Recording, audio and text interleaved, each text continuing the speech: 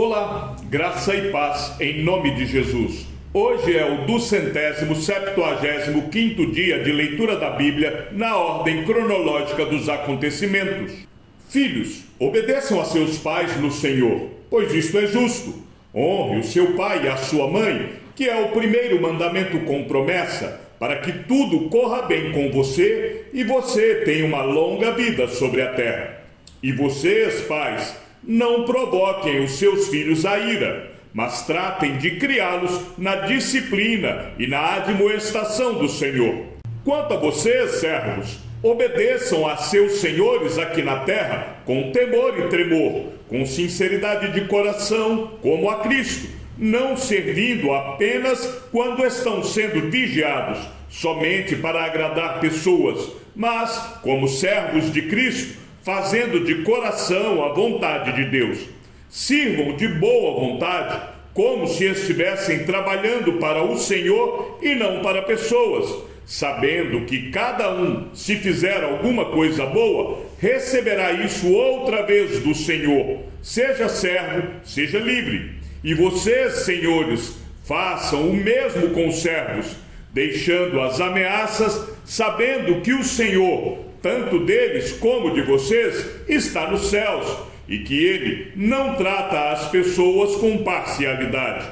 Quanto ao mais, sejam fortalecidos no Senhor e na força do seu poder. Vistam-se com toda a armadura de Deus, para poderem ficar firmes contra as ciladas do diabo. Porque a nossa luta não é contra o sangue e a carne, mas contra os principados e as potestades, contra os dominadores deste mundo tenebroso, contra as forças espirituais do mal nas regiões celestiais.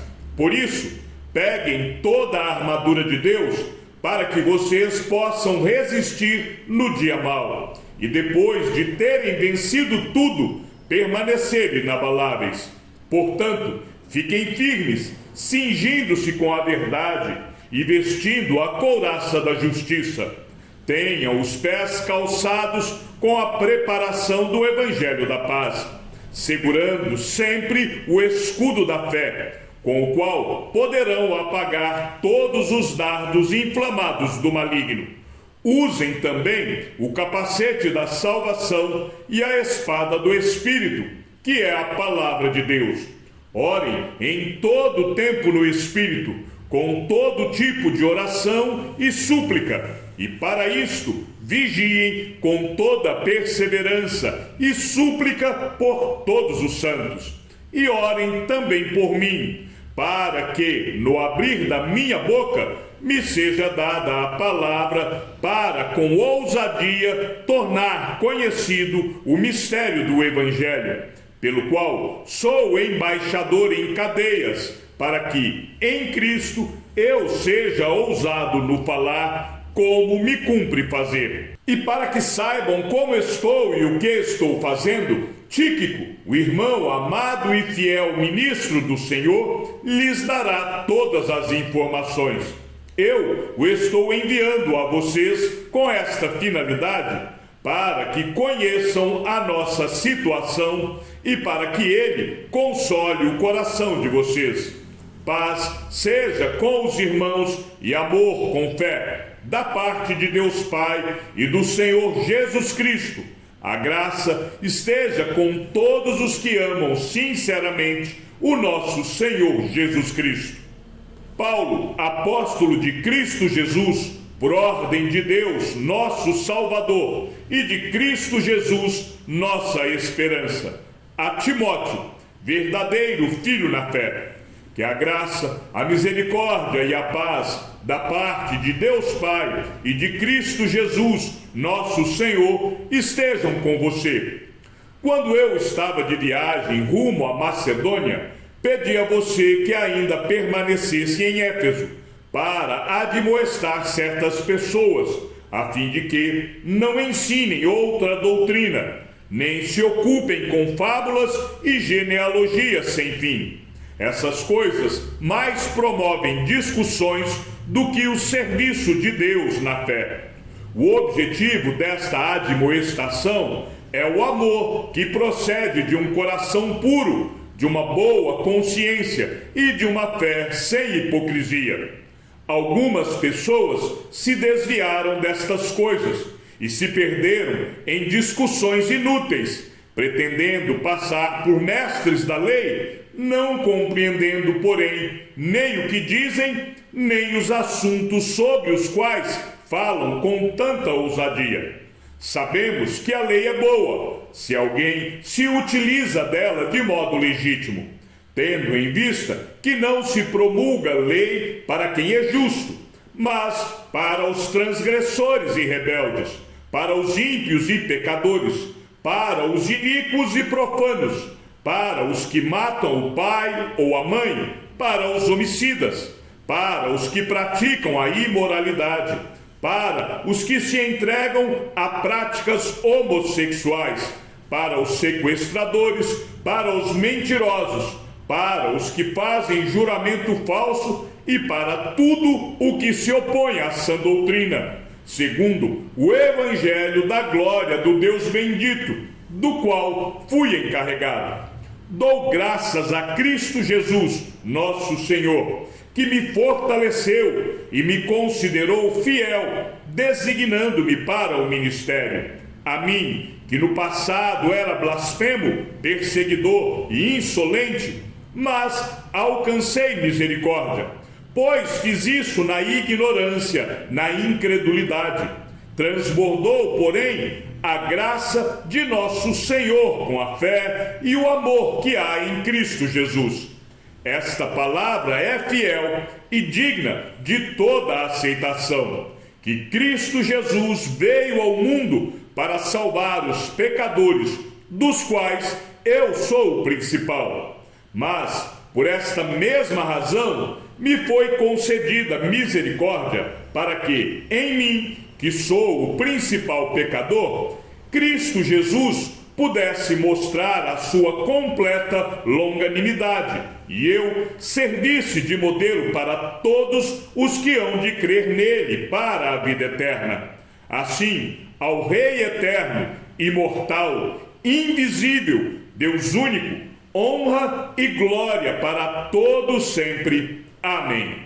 Esta é a admoestação que faço a você, meu filho Timóteo, segundo as profecias que anteriormente foram feitas a seu respeito, que, firmado nelas, você combata o bom combate, mantendo a fé e a boa consciência, porque alguns, tendo rejeitado a boa consciência, vieram a naufragar na fé.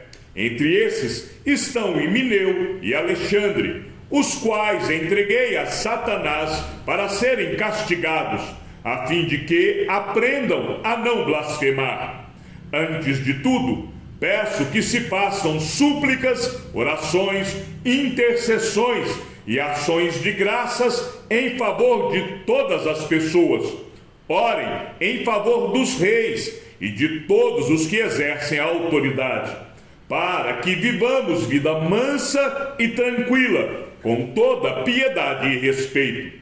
Isto é bom e aceitável diante de Deus, nosso Salvador, que deseja que todos sejam salvos e cheguem ao pleno conhecimento da verdade.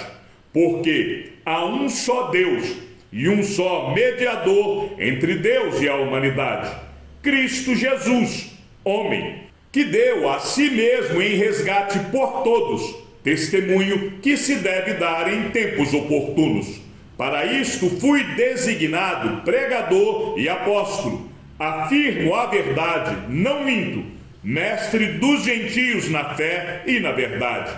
Quero, pois, que os homens orem em todos os lugares, levantando mãos santas, sem ira e sem animosidade.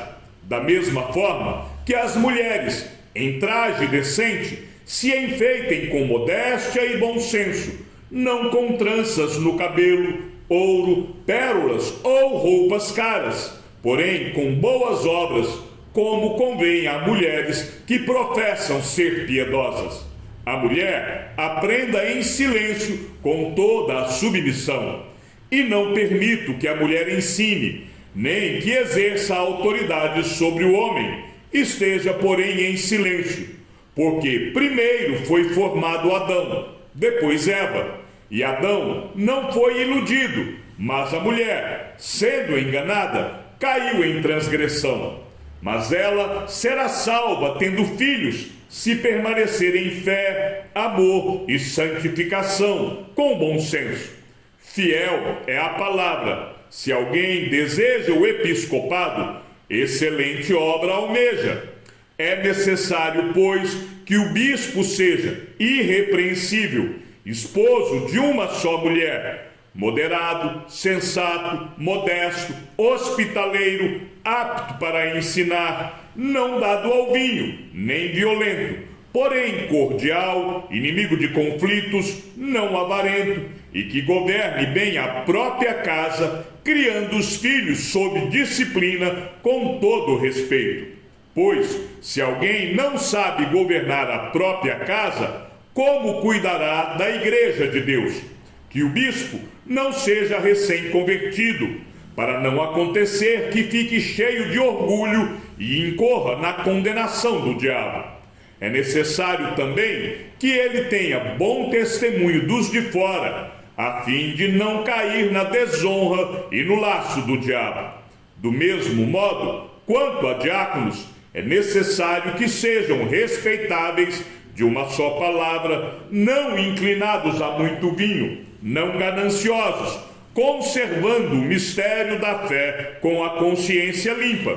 Também estes devem ser primeiramente experimentados, e caso se mostrem irrepreensíveis, que exerçam o diaconato. Do mesmo modo, quanto a mulheres, é necessário que elas sejam respeitáveis, não maldizentes, moderadas e fiéis em tudo. O diácono seja marido de uma só mulher e governe bem os seus filhos e a própria casa, pois os que desempenharem bem o diaconato alcançarão para si mesmos uma posição de honra e muita ousadia na fé em Cristo Jesus. Escrevo estas coisas a você, esperando ir vê-lo em breve. Mas, se eu demorar, você saberá como se deve proceder na casa de Deus, que é a igreja do Deus vivo, coluna e fundamento da verdade. Sem dúvida, grande é o mistério da piedade. Aquele que foi manifestado na carne, foi justificado em espírito, visto pelos anjos, pregado entre os gentios, crido no mundo, recebido na glória. Ora, o Espírito afirma expressamente que, nos últimos tempos, alguns apostatarão da fé, por obedecerem a espíritos enganadores e a ensinos de demônios, pela hipocrisia dos que falam mentiras e que têm a consciência cauterizada, que proíbem o casamento e exigem a abstinência de alimentos que Deus criou para serem recebidos com gratidão pelos que creem e conhecem a verdade. Pois tudo o que Deus criou é bom, e se recebido com gratidão, nada é recusável, porque é santificado pela palavra de Deus e pela oração. Expondo estas coisas aos irmãos, você será um bom ministro de Cristo Jesus, alimentando com as palavras da fé e da boa doutrina que você tem seguido. Mas rejeite as fábulas profanas e de velhas caducas. Exercite-se pessoalmente na piedade, pois o exercício físico tem algum valor, mas a piedade tem valor para tudo, porque tem a promessa da vida que agora é e da que há de vir. Fiel é esta palavra e digna de inteira aceitação, pois é para esse fim que trabalhamos e nos esforçamos, porque temos posto a nossa esperança no Deus vivo, Salvador de todos, especialmente dos que creem. Ordene estas coisas e ensine-as. Ninguém o despreze por você ser jovem. Pelo contrário, seja um exemplo para os fiéis, na palavra, na conduta, no amor, na fé, na pureza. Até a minha chegada, dedique-se à leitura pública das Escrituras, à exortação, ao ensino. Não seja negligente para com o dom que você recebeu, o qual lhe foi dado mediante profecia com a imposição das mãos do presbitério. Medite estas coisas e dedique-se a elas, para que o seu progresso seja visto por todos. Cuide de você mesmo e da doutrina. Continue nestes deveres, porque, fazendo assim, você salvará tanto a si mesmo como aos que o ouvem. Não repreenda um homem mais velho. Pelo contrário, exorte-o como você faria com o seu pai. Trate os mais jovens como irmãos, as mulheres mais velhas como mães e as mais jovens como irmãs, com toda a pureza. Honre as viúvas que não têm ninguém para cuidar delas. Mas, se alguma viúva tem filhos ou netos, que estes aprendam primeiro a exercer piedade para com a própria casa e a recompensar os seus pais, pois isto é aceitável diante de Deus. Aquela que é viúva de fato e não tem ninguém para cuidar dela, espera em Deus e persevera em súplicas e orações noite e dia. Entretanto, a que se entrega aos prazeres, mesmo viva, está morta. Ordene estas coisas para que sejam irrepreensíveis. Se alguém não tem cuidado dos seus, e especialmente dos da própria casa, esse negou a fé e é pior do que o descrente. Somente poderá ser incluída na lista de viúvas aquela que tiver mais de 60 anos, que tiver sido esposa de um só marido e que seja recomendada pelo testemunho de boas obras. Se criou filhos, se exercitou hospitalidade, se lavou os pés dos santos, se socorreu os atribulados, se viveu na prática zelosa de todo tipo de boa obra.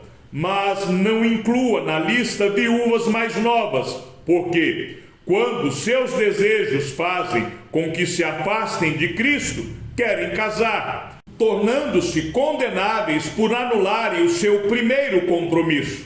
Além do mais, elas aprendem também a viver ociosas, andando de casa em casa, e não somente ficam ociosas, mas ainda se tornam fofoqueiras e intrometidas, falando o que não devem. Por isso, quero que as viúvas mais novas casem, criem filhos, sejam boas donas de casa e não deem ao adversário motivo algum para falar mal de nós, pois algumas já se desviaram seguindo Satanás. Se alguma mulher crente tem viúvas em sua família, socorra-as para que a igreja não fique sobrecarregada e possa socorrer as viúvas que não têm ninguém. Devem ser considerados merecedores de pagamento em dobro os presbíteros que presidem bem, especialmente os que se esforçam na pregação da palavra e no ensino, pois a Escritura declara: não amordace o boi quando ele pisa o trigo. E ainda, o trabalhador é digno do seu salário.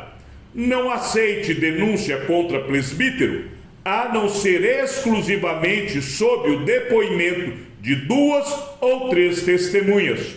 Quanto aos que vivem no pecado, repreenda-os na presença de todos, para que também os demais temam. Diante de Deus, de Cristo Jesus e dos anjos eleitos, peço com insistência que você guarde estes conselhos sem discriminação, não fazendo com espírito de parcialidade. Não tenha pressa para impor as mãos sobre alguém. Não seja cúmplice dos pecados dos outros. Conserve-se puro. Não beba somente água. Beba também um pouco de vinho, por causa do seu estômago e das suas frequentes enfermidades. Os pecados de alguns são notórios, mesmo antes do juízo, mas os de outros só se manifestam mais tarde. Do mesmo modo, também, as boas obras se evidenciam, e aquelas que ainda não são manifestas não poderão ficar escondidas. Todos os servos que estão debaixo de jugo considerem dignos de toda honra o próprio Senhor, para que o nome de Deus e a doutrina não sejam difamados. Também os que têm senhor crente não o tratem com desrespeito, porque é irmão. Pelo contrário, trabalhem ainda mais, pois ele, que partilha do seu bom serviço, é crente e amado. Ensine e recomende estas coisas. Se alguém ensina outra doutrina e não concorda com as sãs palavras de nosso Senhor Jesus Cristo e com o ensino segundo a piedade, esse é orgulhoso e não entende nada, mas tem um desejo doentio por discussões e brigas a respeito de palavras. É daí que nascem a inveja, a provocação, as difamações, as suspeitas malignas e as polêmicas sem fim da parte de pessoas cuja mente é pervertida e que estão privadas da verdade, supondo que a piedade é fonte de lucro. De fato, grande fonte de lucro é a piedade com o contentamento, porque nada trouxemos para o mundo, nem coisa alguma podemos levar dele.